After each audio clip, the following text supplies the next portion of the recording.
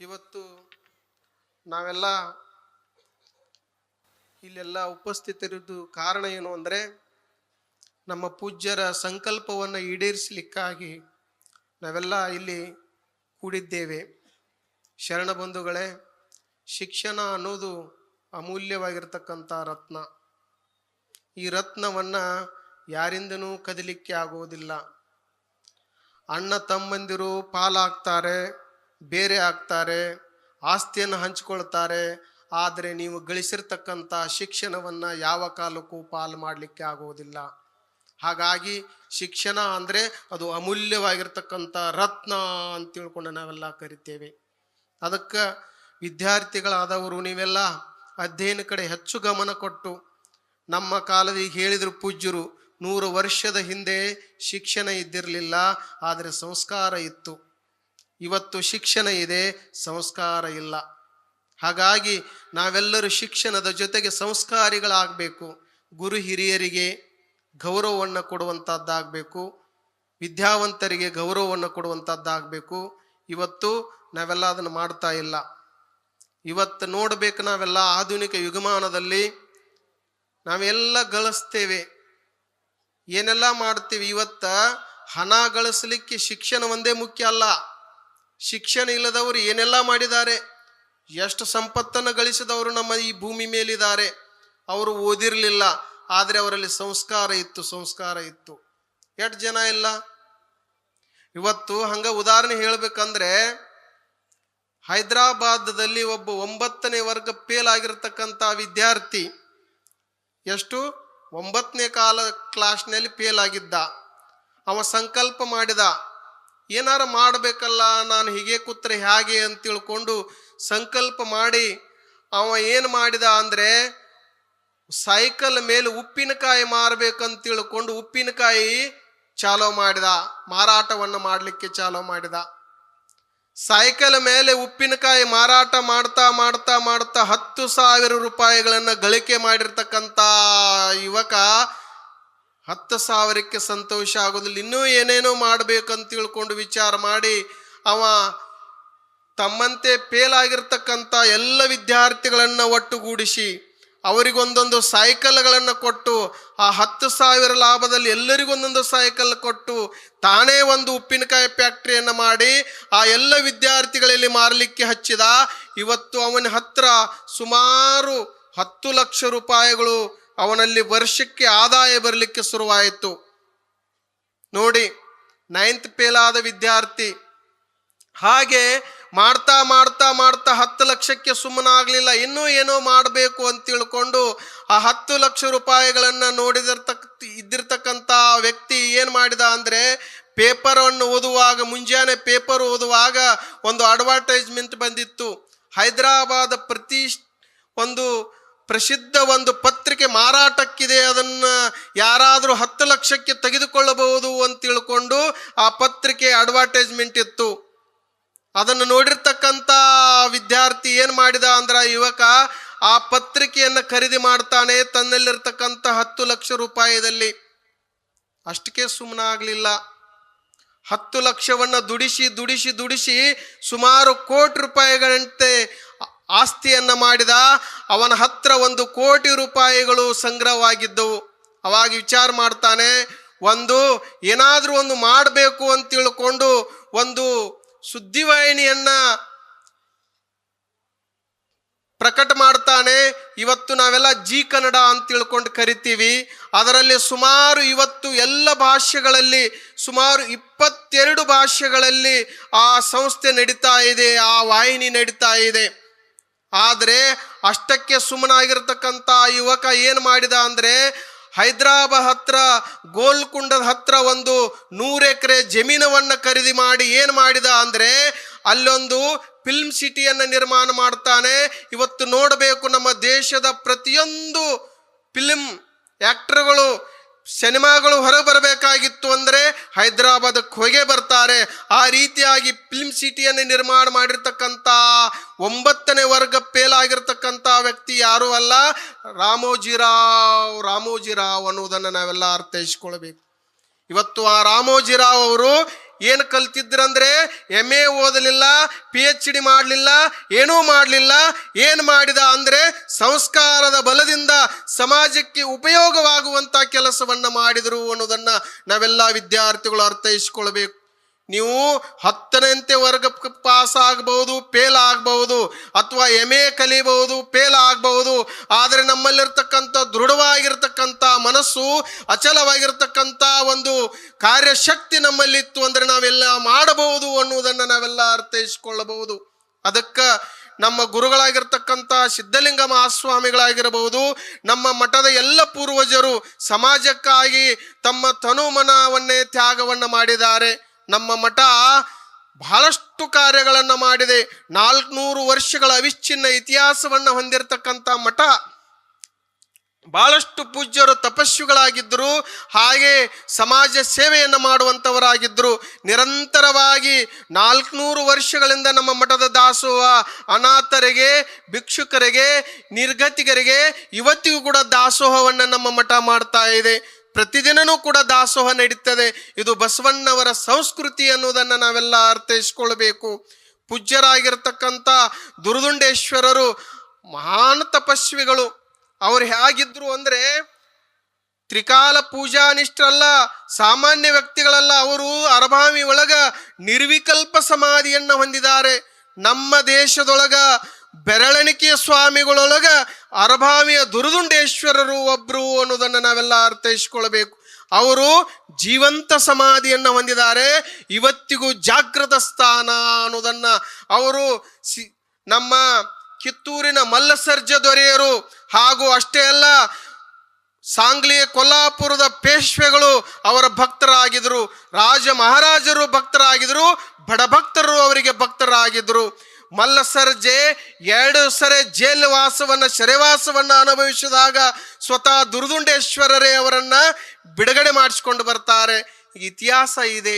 ಅಷ್ಟೇ ಅಲ್ಲ, ಅವರು ಎಂಥ ಪವಾಡ ಪುರುಷರು ಅಂದರೆ ನಿಮಗೆಲ್ಲ ಆಶ್ಚರ್ಯವಾಗಿರಬಹುದು. ದುರ್ದುಂಡಿ ಒಳಗೆ ಒಂದು ಮಲ್ಲಿಗೆವಿನ ಕಂಟೆ ಅಂತಿದೆ. ಕಲ್ಯಾಣಕ್ಕೆ ಹೋಗಿ ಬಂದಾಗ ಅಲ್ಲಿಯ ಭಕ್ತರು ಎಲ್ಲರೂ ಏನು ಮಾಡಿದ್ರು ಅಂದರೆ, ಏನಾದರೂ ಒಂದು ಕುರು ಕೊಡೆಯಪ್ಪ ನಮಗಂತ ಕೇಳಿದಾಗ ಮಲ್ಲಿಗೆವಿನ ಕಂಟಿ ಆಗಿರಲಿಲ್ಲ, ಕೈಯಾಗ ಅವರಿ ಜರ್ಲ ತಗೊಂಡು ಹೋಗಿದ್ರು. ಅವರಿ ಕಂಟಿ ತಂದು ತುರುಕಿದ್ರೆ ಅದು ಮಲ್ಲಿಗೆವಿನ ಕಂಟೆ ಆತು ಅನ್ನೋದನ್ನು ಇತಿಹಾಸದಲ್ಲಿ ಇವತ್ತಿಗೂ ಕೂಡ ಕುರು ಇದೆ. ಕಾರಣ ಏನು ಅಂದರೆ ತಪಸ್ವಿಗಳಿದ್ರು. ಇವತ್ತು ನಾವು ಜೀವಂತ ಗಿಡ ಹಚ್ಚಿರ ನಾಟುವುದಿಲ್ಲ, ಅವರಿ ಗಿಡ ಮಲ್ಲಿಗೆವಿನ ಕಂಟಿಯಾಗಿ ಇವತ್ತು ಬೆಳಗಾಕತ್ತೈತೆ ಅಂದ್ರೆ ಅವ್ರು ಎಂಥ ತಪಸ್ವಿಗಳಿದ್ರು ಅನ್ನೋದನ್ನು ನಾವೆಲ್ಲ ಅರ್ಥೈಸಿಕೊಳ್ಳಬಹುದು. ನಮ್ಮ ನಾಡಿನ ಎಲ್ಲ ಮಠಗಳಲ್ಲಿ ಅರಭಾವಿ ಮಠ ಬಹಳ ಪ್ರಾಚೀನವಾಗಿರ್ತಕ್ಕಂಥ ಮಠ. ಬಹಳಷ್ಟು ಶೈಕ್ಷಣಿಕವಾಗಿ ಕೆಲಸವನ್ನು ಮಾಡಿದೆ, ಸಾಮಾಜಿಕವಾಗಿ ಕೆಲಸವನ್ನು ಮಾಡಿದೆ.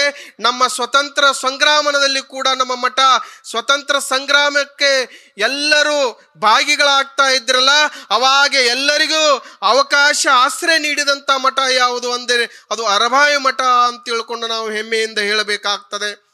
ನಮ್ಮ ಸಿಂಧೂರು ಲಕ್ಷ್ಮಣ್ಣನವರು ಸುಮಾರು ತಿಂಗಳ ಕಾಲ ಅರಭಾವಿ ಮಠ ಒಳಗ ವಾಸವಾಗಿದ್ರು. ಸ್ವತಂತ್ರ ಬ್ರಿಟಿಷರು ಅವರಿಗೆ ಏನು ಮಾಡ್ತಾರಂದ್ರೆ ಬಂಧನಕ್ಕಿಡಬೇಕಂತ ತಿಳ್ಕೊಂಡು, ಅವರನ್ನ ಕಾಪಾಡಬೇಕಂತ ತಿಳ್ಕೊಂಡು ಅವರನ್ನ ರಕ್ಷಣೆ ಮಾಡಿದವರು ಯಾರು ಅಂದರೆ ನಮ್ಮ ಮಾಂತಜ್ಜ ಅವರು. ಸುಮಾರು ದಿನಗಳವರೆಗೆ ಮಠದಲ್ಲಿ ಅವರಿಗೆ ಆಶ್ರಯ ಕೊಟ್ಟು, ಅನ್ನ ಕೊಟ್ಟು, ಇಲ್ಲಿ ಎಲ್ಲ ಸ್ವತಂತ್ರ ಹೋರಾಟಗಾರರಿಗೆ ಅವಕಾಶ ನೀಡಿರ್ತಕ್ಕಂಥ ಮಠ ಯಾವುದು ಅಂದರೆ ಅದು ಅರಭಾವಿ ಮಠ. ಪೂಜ್ಯರಾಗಿರ್ತಕ್ಕಂಥ ಮಠದ ಪರಂಪರೆಯಲ್ಲಿ ಆ ಮಹಾಂತ ಸ್ವಾಮಿಗಳು ಒಂದು ಬಹಳ ದೊಡ್ಡ ಕೆಲಸವನ್ನು ಮಾಡಿದರು. ಪುಸ್ತಕ ಪ್ರಕಾಶನ ಆಗಿರಬಹುದು, ಅಲ್ಲಿ ಪ್ರಿಂಟಿಂಗ್ ಪ್ರೆಸ್ ಆಗಿರಬಹುದು, ವಿದ್ಯಾರ್ಥಿಗಳಿಗೆ ಆಶ್ರಯವಾಗಿರಬಹುದು. ಹೀಗೆ 10 ಹಲವು ಅವಕಾಶಗಳನ್ನು ಮಾಡಿದವರು ಯಾರು ಅಂದರೆ ಮಹಾಂತ ಮಹಾಸ್ವಾಮಿಗಳವರು. ತದನಂತರ ಬಂದವರು ಅವರ ಉತ್ತರಾಧಿಕಾರಿಗಳಿಗಿರ್ತಕ್ಕಂಥ ಶಿವಾನಂದ ಮಹಾಸ್ವಾಮಿಗಳವರು ಆ ಮಠದ ಪರಂಪರೆಯನ್ನು ಮುನ್ನಡೆಸಿ ಆ ಮಠದಲ್ಲಿ ಸುಮಾರು 1000 ವಿದ್ಯಾರ್ಥಿಗಳಿಗೆ ಆಶ್ರಯವನ್ನು ನೀಡಬೇಕಂತ ತಿಳ್ಕೊಂಡು ಸುಸರ್ಜಿತವಾಗಿ ಒಂದು ಪ್ರಸಾದ ನಿಲಯವನ್ನು ಸ್ಥಾಪನೆ ಮಾಡಿ ಬಡ ವಿದ್ಯಾರ್ಥಿಗಳಿಗೆ ಪ್ರಸಾದ ನಿಲಯವನ್ನು ತೆಗಿತಾರೆ. ಅಷ್ಟೇ ಅಲ್ಲ, ಅವರಿಗೆ ಪ್ರಸಾದ ನಿಲಯ ತೆಗೆದರೆ ಸಾಲೋದಿಲ್ಲ, ಶಿಕ್ಷಣವನ್ನು ಪ್ರಾರಂಭ ಮಾಡಬೇಕಂತ ತಿಳ್ಕೊಂಡು ಸರ್ಕಾರಿ ಶಿಕ್ಷಣ ಅಷ್ಟಕ್ಕಟ್ಟ ಇದ್ದ ಕಾಲದೊಳಗ ಮಠದಿಂದ ಸಂಸ್ಥೆಯನ್ನು ಕಟ್ಟಿ ಶಿಕ್ಷಣವನ್ನು ಪ್ರಾರಂಭ ಮಾಡ್ತಾರೆ. ಇವತ್ತಿಗೆ 50-60 ವರ್ಷಗಳ ಗತಿಸಿದ್ದಾವೆ. ನಾವೆಲ್ಲ ನೋಡಬಹುದು. ಈ ಅರಭಾವಿ ಮಠದಿಂದ ನಡೆಯತಕ್ಕಂಥ ಈ ಘಟಪ್ರಭಾ ನಗರದಲ್ಲಿ ಇವತ್ತು ಸಂಸ್ಥೆ ನಡೀತಾ ಇದೆ ಅಂದರೆ ಯಾರ್ದು ಅಂದರೆ ಪೂಜ್ಯ ಗುರುಗಳ ಒಂದು ಆಶೀರ್ವಾದ. ಅಂತ ಕಟ್ಟಡವನ್ನು ನವೀಕರಿಸಬೇಕು, ಅದನ್ನು ಎಲ್ಲ ವಿದ್ಯಾರ್ಥಿಗಳಿಗೆ ಅನುಕೂಲ ಮಾಡಿಕೊಡ್ಬೇಕಂತ ತಿಳ್ಕೊಂಡು ಪೂಜ್ಯರಾಗಿರ್ತಕ್ಕಂಥ ಗುರುಗಳಾಗಿರ್ತಕ್ಕಂಥ ಸಿದ್ಧಲಿಂಗ ಮಹಾಸ್ವಾಮಿಗಳು ಸಂಕಲ್ಪ ಮಾಡಿ ಭೂಮಿ ಪೂಜೆಯನ್ನು ಮಾಡಿದರು. ಆದರೆ ಅವರ ಒಂದು ಆಶೀರ್ವಾದ, ಅವರ ಶಕ್ತಿ, ಅವರ ಪ್ರೇರಣೆಯಿಂದ, ಎಲ್ಲರ ಒಂದು ಸಹಯೋಗದಿಂದ ಈ ಮಠದಲ್ಲಿ ಸುಸಜ್ಜಿತವಾಗಿರ್ತಕ್ಕಂಥ ಒಂದು ಕಟ್ಟಡ ನಿರ್ಮಾಣವಾಗಿದೆ. ಇದರ ಉಪಯೋಗವನ್ನು ಎಲ್ಲ ವಿದ್ಯಾರ್ಥಿಗಳು, ಆ ಕಟ್ಟಡ ಉದ್ಘಾಟನೆಯನ್ನು ನಮ್ಮ ಈ ಭಾಗದ ಜನಪ್ರಿಯ ಸಚಿವರಾಗಿರ್ತಕ್ಕಂಥ ಸತೀಶ್ ಜಾರಕಿಹೊಳಿ ಅವರು ಮಾಡಿದ್ದು ಬಹಳ ಸಂತೋಷದ ವಿಷಯ. ಪ್ರಗತಿಪರರು ಹಾಗೆ ಒಳ್ಳೆಯ ಚಿಂತಕರು ಆಗಿದ್ದಾರೆ. ಅವರ ಒಂದು ಹಸ್ತದಿಂದ ಅದನ್ನು ಉದ್ಘಾಟನೆ ಮಾಡಿದ್ವಿ ಪೂಜ್ಯರ ಸಾನ್ನಿಧ್ಯದಲ್ಲಿ. ಕಾರಣ ಏನು ಅಂದರೆ ಇಲ್ಲಿ ವಿದ್ಯಾರ್ಥಿಗಳಿಗೆ ಅನುಕೂಲ ಆಗಬೇಕು ಅನ್ನೋ ಉದ್ದೇಶದಿಂದ ವಿದ್ಯಾರ್ಥಿಗಳಾದವರು ಏನು ಮಾಡಬೇಕಂದ್ರೆ ವಿದ್ಯೆಯನ್ನು ಗಳಿಸಬೇಕು. ನಚೋರಹಾರ್ಯಂ ನ ಭಾತೃಭಾಜ್ಯಂ ನ ಚ ಭಾಜ್ಯಕಾರ್ಯಂ ವಯೋಕೃತೆ ವರ್ಧತೇವ ಸರ್ವಧನಂ ವಿದ್ಯಾಧನಂ ಪ್ರಧಾನಂ. ನಾವು ಎಷ್ಟು ಬಳಸ್ತೀವಿ ಅಷ್ಟು ಹೆಚ್ಚಿಗೆ ಆಗುವಂಥದ್ದು ಯಾವುದು ಅಂದ್ರೆ ಹಣ ಅಲ್ಲ, ವಿದ್ಯೆ ಎನ್ನುವುದನ್ನು ವಿದ್ಯಾರ್ಥಿಗಳ ಗಮನದಲ್ಲಿಟ್ಟುಕೊಳ್ಬೇಕು. ಹಣ ಬಳಸಿದಂತೆ ನಾಶ ಆಗಿ ಹೋಗ್ತದೆ. ಆದರೆ ವಿದ್ಯೆ ಅನ್ನೋದು ಬಳಸಿದಂತೆ ಹೆಚ್ಚಾಗ್ತದೆ, ಅವರಿಗೆ ಗೌರವವನ್ನು ಕೊಡುತ್ತದೆ ವಿನಃ ನಾಶ ಆಗೋದಿಲ್ಲ ಅನ್ನುವುದನ್ನು ನಾವೆಲ್ಲ ಅರ್ಥೈಸಿಕೊಂಡು ಶಿಕ್ಷಣಕ್ಕೆ ಹೆಚ್ಚು ಒತ್ತನ್ನು ಕೊಡುವಂಥವರು ನಾವೆಲ್ಲ ಆಗೋಣ ಎಂಬತಕ್ಕಂಥ ಮಾತನ್ನು ಹೇಳಿ ಈ ಕಾರ್ಯಕ್ರಮದಲ್ಲಿ ಪೂಜ್ಯರಾಗಿರ್ತಕ್ಕಂಥ ಅಲ್ಲಮವ ಪ್ರಭು ಮಹಾಸ್ವಾಮಿಗಳು ಬಂದು ಈ ಕಾರ್ಯಕ್ರಮಕ್ಕೆ ಶೋಭೆಯನ್ನು ತಂದು ಕೊಟ್ಟಿದ್ದಾರೆ. ಅವರ ಆಶೀರ್ವಚನವನ್ನು ನಮ್ಮೆಲ್ಲ ಭಕ್ತರು ಕೇಳಿದ್ದಾರೆ. ಅವರಿಗೆ ನಿಮ್ಮೆಲ್ಲರ ಪರವಾಗಿ ಧನ್ಯವಾದವನ್ನು ಹೇಳುತ್ತೇನೆ. ಅದರ ಜೊತೆಗೇನೆ ನಮ್ಮ ಈ ಭಾಗದ ಜನಪ್ರಿಯ ಸಚಿವರಾಗಿರ್ತಕ್ಕಂಥ ಸತೀಶ್ ಜಾರಕಿಹೊಳಿ ಅವರು ಬಹಳ ವ್ಯಸ್ತದ ಸಮಯದಲ್ಲಿನೂ ಕೂಡ ಈ ಕಾರ್ಯಕ್ರಮಕ್ಕೆ ನಾವು ಬರಬೇಕು, ನಿಮ್ಮಿಂದ ಉದ್ಘಾಟನೆ ಆಗಬೇಕಂತ ತಿಳ್ಕೊಂಡು ಕೇಳಿಕೊಂಡಾಗ ಬಹಳ ಸಂತೋಷದಿಂದ ಒಪ್ಪಿದರು. ನಮಗನಿಸ್ತಿತ್ತು ಅಧಿವೇಶನ ನಡೆದಿದೆ, ಅಧಿವೇಶನದೊಳಗೆ ಭಾಗಿಯಾಗಿ ಇಲ್ಲಿ ಬಿಡ್ತಾರೆ. ಮತ್ತೊಮ್ಮೆ ಫೋನ್ ಹಚ್ಚಿ ಕೇಳಿದೆವು ನಾವು. ಅದನ್ನು ಇಲ್ಲ, ನಾವು 31ನೇ ತಾರೀಕು ನಾವು ಒಪ್ಪಿದ್ದೀವಿ ಅಂದ್ಕೊಂಡು ಬರ್ತೀವಿ ಅಂತ ತಿಳ್ಕೊಂಡು ಅವರು ಆಶ್ವಾಸನೆ ಕೊಟ್ಟ ಬಳಕೆ ನಾವು ಬಹಳ ಸಂತೋಷ ಆಯಿತು. ಅವರು ಬಂದು ಮಾತಿಗೆ ತಕ್ಕಂತೆ ಬಂದು ಇಲ್ಲಿ ನಮ್ಮ ವಿದ್ಯಾರ್ಥಿಗಳಿಗೆ ಆ ಕಟ್ಟಡವನ್ನು ಉಪಯೋಗ ಮಾಡಲಿಕ್ಕೆ ಉದ್ಘಾಟನೆ ಮಾಡಿದ್ದಾರೆ. ಅವರು ಮುಂದಿನ ದಿನಮಾನಗಳಲ್ಲಿ ಇನ್ನೂ ಹೆಚ್ಚಿನ ಹುದ್ದೆಯನ್ನು ಹೊಂದಲಿ, ನಮ್ಮ ಭಾಗದ ಎಲ್ಲ ಜನರಿಗೆ ಅನುಕೂಲ ಆಗಲಿ. ಈ ಭಾಗದ ಜನರಿಗೆ ಒಂದು ಆಶಾಕಿರಣರಾಗಿರ್ತಕ್ಕಂಥ ಸತೀಶ್ ಜಾರಕಿಹೊಳಿ ಅವರಿಂದ ಅನೇಕ ಕೆಲಸಗಳು ನಮ್ಮ ಭಾಗದಲ್ಲಿ ಆಗಲಿ. ಇವತ್ತು ಲೋಕೋಪಯೋಗಿ ಸಚಿವರಾಗಿ ಇವತ್ತು ಬಹಳಷ್ಟು ಕೆಲಸಗಳನ್ನು ಮಾಡ್ತಾ ಇದ್ದಾರೆ. ಹಿಂದೂ ಮಂತ್ರಿಗಳಿದ್ದಾಗ ಮಾಡಿದ್ದಾರೆ, MLA ಮಾಡಿದ್ದಾರೆ. ಇವತ್ತು ಕೂಡ ಮಂತ್ರಿಗಳಾದ್ರೂ ಕೂಡ ಹುಮ್ಮು ಬಿಮ್ಮು ಇರಲಾರ್ದನೆ ಬಹಳ ಸರಳ ರೀತಿಯಿಂದ ಅವರು ಎಲ್ಲರೊಂದಿಗೆ ಬೆರೆದುಕೊಂಡು ಸಮಾಜದಲ್ಲಿ ಕೆಲಸ ಮಾಡುತ್ತಿರುವುದನ್ನು ನೋಡಿದರೆ ಬಹಳ ಸಂತೋಷ ಅನ್ನಿಸ್ತದೆ. ಅಂತ ಸಚಿವರು ಸಿಕ್ಕಿದ್ದು ಒಳ್ಳೆಯದು ಅಂತ ತಿಳ್ಕೊಂಡು ನಾನು ಭಾವಿಸ್ತೇನೆ. ಅವರಿಂದ ಉದ್ಘಾಟನೆ ಆಗಿದೆ. ಅವರಿಗೆ ನಿಮ್ಮೆಲ್ಲರ ಪರವಾಗಿ ಧನ್ಯವಾದವನ್ನು ಹೇಳ್ತೇವೆ. ಅದರ ಜೊತೆಗೇನೆ ನಮ್ಮ ಮಹಾಂತೇಶ್ ಕೌಜುಲಿಗೆ ಅವರು, ಅವರ ತಂದೆಯರಾಗಿರ್ತಕ್ಕಂಥ ಶಿವಾನಂದ ಕೌಜುಲಿಗೆ ಅವರಾಗಿರ್ಬೋದು, ಮಹಾಂತೇಶನ್ನ ಕೌಜುಲಿಗೆ ಅವರಾಗಿರ್ಬೋದು, ಇವರೆಲ್ಲ ನಮ್ಮ ಮಠದ ಭಕ್ತರು, ಮಹಾಂತಜ್ಜಾರ ಶಿಷ್ಯರು ಇವರೆಲ್ಲ. ಹೀಗಾಗಿ ನಮ್ಮ ಮಠಕ್ಕೆ ಬಹಳಷ್ಟು ಗೌರವವನ್ನು ಕೊಡುವಂಥವರು ನಮ್ಮ ಕೌಜುಲಿಗೆ ಮನೆತನದವರು. ಅವರು ಪ್ರತಿ ಕಾರ್ಯಕ್ರಮದಲ್ಲಿ ಬಂದು ಇಂಥ ಕಾರ್ಯಕ್ರಮದಲ್ಲಿ ಭಾಗಿಯಾಗಿ ನಮ್ಮ ಮಠದ ಬಹಳಷ್ಟು ಕೆಲಸಗಳನ್ನು ಅವರು ಶಾಸಕರಿದ್ದಾಗ ಮಾಡಿದ್ದಾರೆ, ಇಲ್ಲದಾಗೂ ಮಾಡಿದ್ದಾರೆ. ಬಹಳಷ್ಟು ಕೆಲಸ ಕಾರ್ಯಗಳನ್ನು ನಮ್ಮ ಮಠಕ್ಕೆ ಶ್ರೀರಕ್ಷೆಯಾಗಿದ್ದವರು ಯಾರು ಅಂದರೆ ಮಹಾಂತೇಶ್ ಕೌಜುಲಿಗೆ ಅವರು ಅಂತ ತಿಳ್ಕೊಂಡು ನಾನು ಭಾವಿಸ್ತೀನಿ. ಅದರ ಜೊತೆಗೇನೆ ನಮ್ಮ ಬಾಬಾ ಸಾಹೇಬ್ ಪಾಟೀಲ್ರವರು, ಅವರು ಭಾಳ ಚಲೋ ಕೆಲಸ ಮಾಡ್ತಾ ಇದ್ದಾರೆ. ಹೊಸವಾಗಿ ಶಾಸಕರಾದ್ರೂ ಕೂಡ ಅವರು ಹಳೆಯ ಶಾಸಕರಂತೆಯೇ ಬಹಳ ಚಲೋ ಆ ಭಾಗದಲ್ಲಿ ಕೆಲಸಗಳನ್ನು ಮಾಡ್ತಾ ಇದ್ದಾರೆ. ಅವರ ಜನಪ್ರಿಯತೆ ಹೆಚ್ಚಲಿ, ಅವರು ಇನ್ನೂ ಹೆಚ್ಚಿನ ಕೆಲಸವನ್ನು ಮಾಡಲಿ. ಅವರು ನಮ್ಮ ಮಠದ ಯಾವುದೇ ಕಾರ್ಯಕ್ರಮ ಇದ್ದರೂ ಬಂದು ಈ ಕಾರ್ಯಕ್ರಮದಲ್ಲಿ ಭಾಗಿಗಳಾಗ್ತಾರೆ. ಅವರು ಕೂಡ ಸದನದಲ್ಲಿ ಇವತ್ತು ಅಧಿವೇಶನ ದಲ್ಲಿ ನಿನ್ನೆ ಭಾಗಿಯಾಗಿ ಅಲ್ಲಿಂದ ಬರೋದು ಲೇಟ್ ಆದ್ರೂ ಕೂಡ ಬಂದು ಭಾಗಿಗಳಾಗಿದ್ದಾರೆ. ತುರುದುಂಡೆಪ್ಪ ಒಳ್ಳೆಯದನ್ನು ಮಾಡಲಿ ಅಂತ ತಿಳ್ಕೊಂಡು ಹಾರೈಸ್ತೀನಿ. ಈ ವೇದಿಕೆ ಮೇಲೆ ಎಲ್ಲ ಹಿರಿಯರಿದ್ದಾರೆ.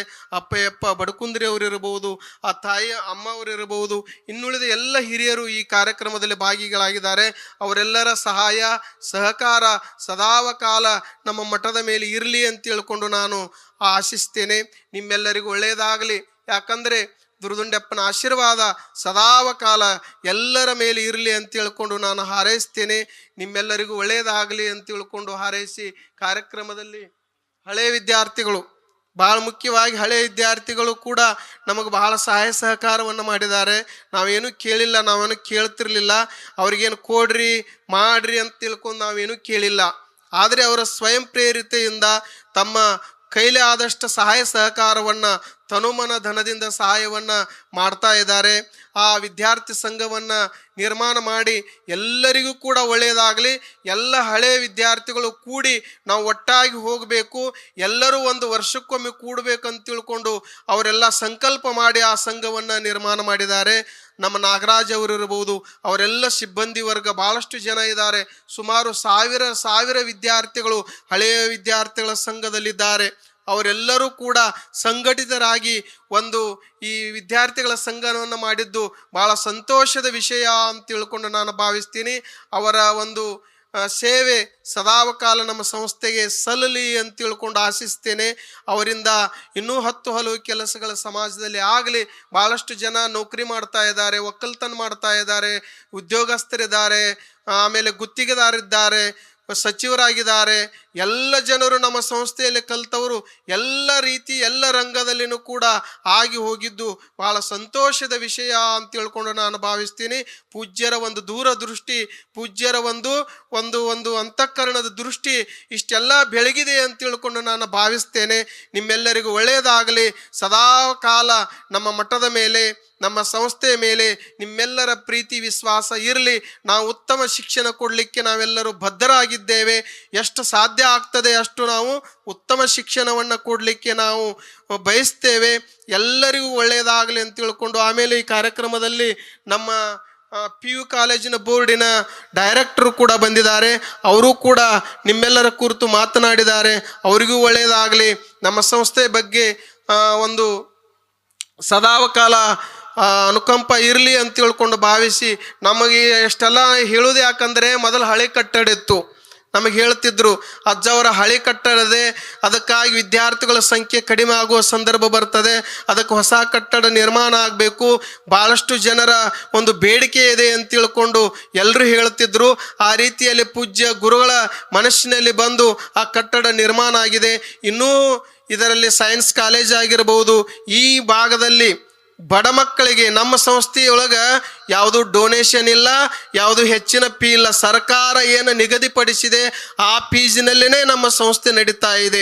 ಅದು ಬಡ ಮಕ್ಕಳಿಗೆ ನಮ್ಮ ಈ ಸಂಸ್ಥೆಯಲ್ಲಿ ಸುಮಾರು 70% ಹಿಂದುಳಿದ ವರ್ಗಗಳ ವಿದ್ಯಾರ್ಥಿಗಳು ಓದ್ತಾ ಇದ್ದಾರಲ್ಲ, ಅವ್ರಿಗೆ ನನಗೆ ಭಾಳ ಸಂತೋಷ ಅನ್ನಿಸ್ತದೆ.